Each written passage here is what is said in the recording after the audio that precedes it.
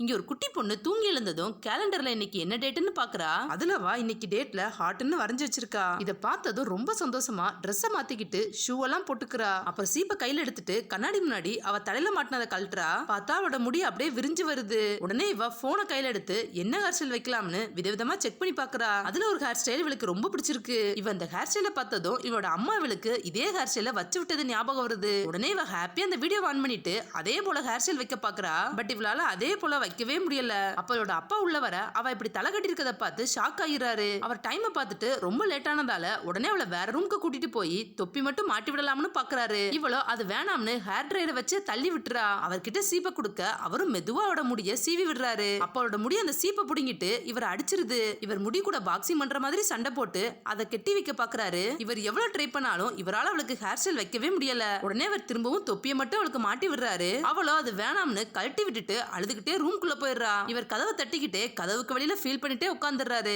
அப்ப அவ கதவை திறந்துட்டு அவ அம்மா இவளுக்கு ஹேர் ஸ்டைல் பண்ணி விட்ட வீடியோ காட்டுறா. இவரும் அம்மாவோட வீடியோ பார்த்துக்கிட்டு கொஞ்சம் கொஞ்சமா அவட முடிய சரி பண்ணி அதே ஹேர் ஸ்டைல் வச்சு விடுறாரு. இத பார்த்ததும் பாப்பா ரொம்ப சந்தோஷமா அப்பாவை ஹக் பண்றா. ரெண்டு பேரும் அழகா ரெடி ஆயிட்டு வெளியில கிளம்புறாங்க. ஆக்சுவலி அவ அம்மாவுக்கு உடம்பு சரியில்லாதால அவங்க ஹாஸ்பிட்டல்ல இருக்காங்க. அவங்க கண்ணாடியில முகத்தை பார்த்துட்டு அவங்க தலையில முடியலாத பார்த்து ரொம்ப ஃபீல் பண்றாங்க.